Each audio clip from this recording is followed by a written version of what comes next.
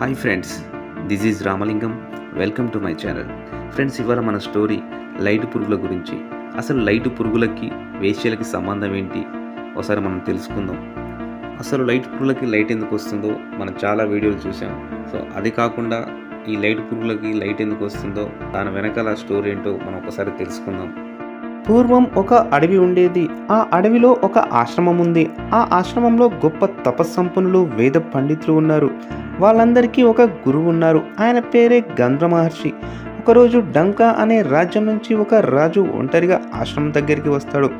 వచ్చి గ్రంథ మహర్షి ఆశీర్వాదం తీసుకొని ఏమీ మాట్లాడకుండా మౌనంగా ఆయన ముందు నిలబడి ఉంటాడు.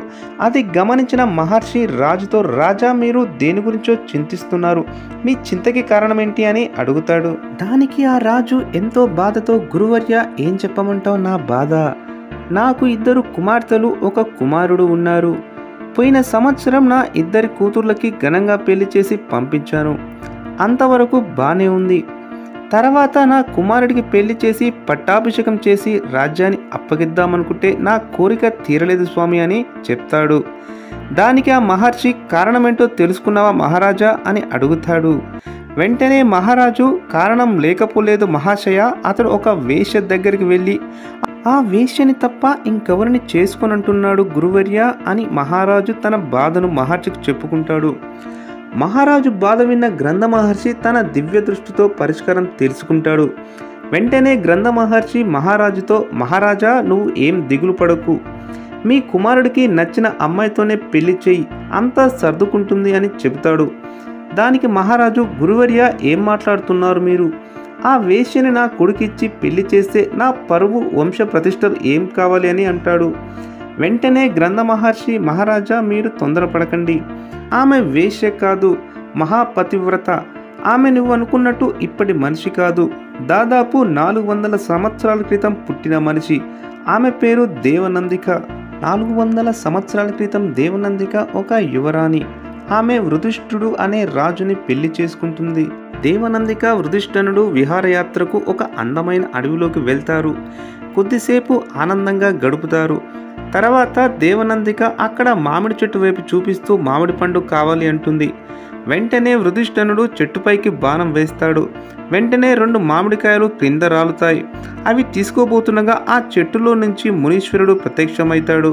నా 1000 సంవత్సరాల తపస్సు భంగం చేశారు, ఈ క్షణమే నీవు భస్మమవునుగాక అని శపిస్తాడు వృధిష్ఠుడిని. తక్షణమే వృధిష్ఠనుడు భస్మమైపోతాడు అక్కడికక్కడే.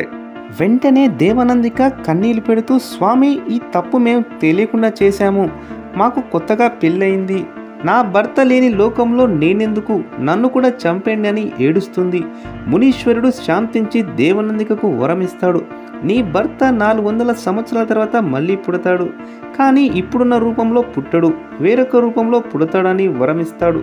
దానికి దేవనందిక, స్వామి, నా భర్తని నేనెలా గుర్తుపట్టాలి, అప్పటి వరకు నేనెలా బ్రతికుండగలను అని అంటుంది. దానికి మునీశ్వరుడు, నువ్వేం సందేహపడకు, నీవు అప్పటి వరకు యవ్వనంతోనే ఉంటావు, అప్పటి వరకు నీకు ఆకలి దాహం వేయదు, నీకు ఎప్పుడైతే ఆకలి అవుతుందో అప్పుడు నీ భర్త పుట్టినట్టు, అప్పటికి 25 సంవత్సరాల నుండి ఉంటాడు అని చెప్తాడు. దానికి దేవనందిక, ఎలా గుర్తుపట్టాలి స్వామి అని అడుగుతుంది. వెంటనే మునీశ్వరుడు, నీ భర్త నిన్ను ఎప్పుడైతే చూస్తాడో వెంటనే అతనికి గతం గుర్తు వచ్చే నీకు జరిగింది గుర్తు చేస్తాడు. నీ భర్త తప్ప నిన్ను ఎవరు కామంతో చూడలేరు, ఎందుకంటే మిగతా వాళ్ళకి నీవు 70 సంవత్సరాల స్త్రీగా కనబడతావు. నీ భర్త నిన్ను ఎప్పుడైతే కలుస్తాడో అప్పుడు నీ యవ్వనం నీకు తిరిగి వస్తుంది అని చెప్పి మునీశ్వరుడు అక్కడ నుండి వెళ్ళిపోతాడు. కొన్ని నెలల ముందు ఒక వేశ్య కళ్ళు తిరిగి పడిపోతే 70 సంవత్సరాల దేవనందిక ఆమెను కాపాడి ఆ వేశ్య ఉండే గృహానికి తీసుకెళ్తుంది. అక్కడికి వెళ్ళగానే ఆ సమయంలో నీ కుమారుడు ఆ ఆవరణంలోనే ఉంటాడు. అప్పుడు దేవనందికను చూసి గతం గుర్తు చేసుకుని దేవనందికకు చెప్తాడు. వెంటనే ఆమె యవ్వనం తిరిగి వస్తుంది. అలా రోజు ఆమెను కలుసుకోవడానికి వేశ్య ఉండే గృహం దగ్గరికి 2 వస్తూ ఉంటారు.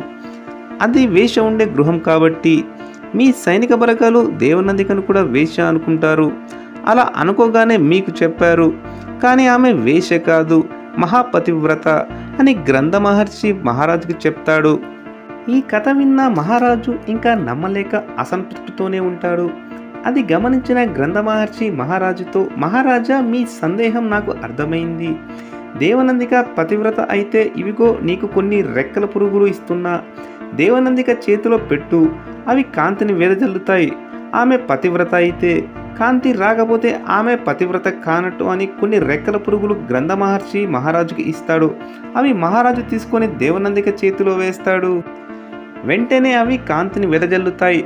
అప్పుడు మహారాజు నమ్మి వారిద్దరికీ వివాహం చేస్తాడు. అలా వెలిగిన పురుగులనే ఇప్పుడు మనం మినుగురులు అంటున్నాం. ఈ మినుగురులకు మాత్రమే ఈ భూమి మీద సంజీవిని చెట్టు ఎక్కడ ఉందో తెలుస్తుంది. అది ఎలా అంటే మినుగురులు కడుపు కింద బాగాన కాంతి ఎలా వస్తుందో మృత సంజీవిని చెట్టు కూడా కాంతిని వెదజల్లుతాయి. ఈ రెండిటికి రాత్రి సమయంలోనే వెలుగు వస్తాయి. సూర్యప్రకాశానికి ఇవి కాంతిని కోల్పోతాయి. అందుకే రామాయణంలో లక్ష్మణుడు మూర్చిపోయినప్పుడు సూర్యాస్తమయం కాకముందే తీసుకురావాలని వైద్యుడు హనుమకు చెప్తాడు. స్వామి హనుమ రాత్రికి రాత్రే తీసుకొని వస్తాడు. సో ఫ్రెండ్స్, చూశారు కదా మినుగుల గురించి. Please subscribe and share and like. Thank you.